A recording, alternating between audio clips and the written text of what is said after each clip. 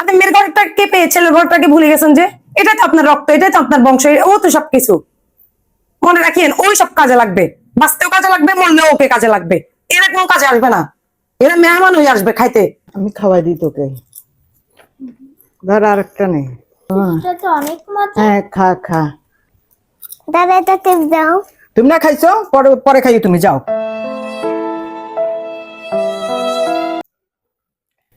দাদু আমার সাথে খেলবা? তোমার সাথে তো আমি সবসময় খেলি, তুমি আজকে তোমার আম্মুর সাথে খেলা যাও।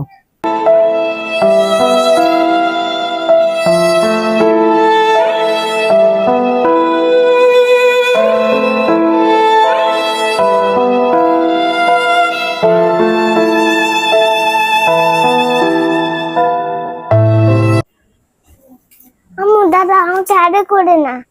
হ্যাঁ, আদর করে না। কে? দাদু। তো কাকে আদর করে? নিমকি। কি বলে আমি আমার বাচ্চাকে সান্ত্বনা দিব? আমি এখন একজন সন্তানের মা, আমাকে চুপ থাকলে হবে না, আমাকে আমার সন্তানের কথা চিন্তা করেও হলেও মুখ খুলতে হবে।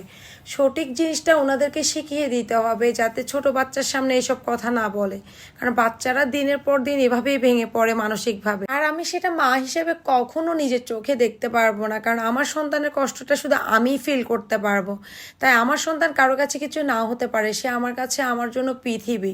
তাই আমি আমার সন্তানের ভালো চিন্তা করে হলেও আজকে আমি উত্তরটা দিয়েই দিব, আর ওদেরকে শিখিয়ে দিব কোনটা ভালো কোনটা খারাপ, কারণ চুপ থাকা যাবে না আর। মন খারাপ করিও না, চলো আজকে দাদুকে জিজ্ঞেস করব কি সমস্যা। এইদিকে আয়। আম্মু, ওকে আপনি কি বলছেন? ওকে চিপস খাওয়াচ্ছেন, ওকে চিপসও দেন নাই, তার মধ্যে আপনি ওকে নিয়ে খেলতেছেন, ওকে খেলনাও দেন নাই। কি সমস্যা আপনার? ও আসার পর থেকে তো আপনি ওর সাথে খুব খারাপ ব্যবহার করতেছেন। বুঝলাম না, মেয়ের ঘরের নাতিনকে পেয়ে আপনি ছেলের ঘরটাকে ভুলে গেছেন, এগুলো কোন ধরনের হিসাব? আমার বাচ্চাটা, এই ছোট বাচ্চাটা মনে কত কষ্ট দিয়েছেন আপনি জানেন? আপনি আজকে 2 দিন হয় নাই আপনার মেয়ের ঘরটা আসছে, আপনি ওকে নিয়ে পড়ে আছেন। এই মাসুম বাচ্চাটা কি দোষ করছে? আপনি মেয়ের ঘরটাকে পেয়ে ছেলের ঘরটাকে ভুলে গেছেন যে এটাই তো আপনার রক্ত, এটাই তো আপনার বংশ, ও তো সবকিছু। মনে রাখিয়েন ওই সব কাজে লাগবে, বাঁচতেও কাজে লাগবে, মরলেও ওকে কাজে লাগবে। এরা কোনো কাজে আসবে না, এরা মেহমান হয়ে আসবে খাইতে। বিপদে পড়ে দেখেন ওই আপনার পাশে থাকবে, এ ফোন দিলেও আসবে না তখন।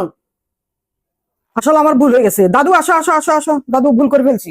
কখনো ছেলের ঘরের একটাকে এক চোখে, মেয়ের ঘরের একটাকে এক চোখে, এগুলো করবে না কেউ। আপনার মেন তো হচ্ছে ও, বিপদে পড়লে আপনার পাশে থাকবে। মেয়েটাকে ফোন দিয়ে খবর দিতে দিতে নাতিন চলে আসতে অনেক টাইম লাগবে। আমি বুঝি না কেন আপনার একটা বাচ্চার সাথে এরকম করেন। এভাবে সত্যকে সত্য বলতে শিখবেন, অন্যায়কে কখনো প্রশ্রয় দিবেন না।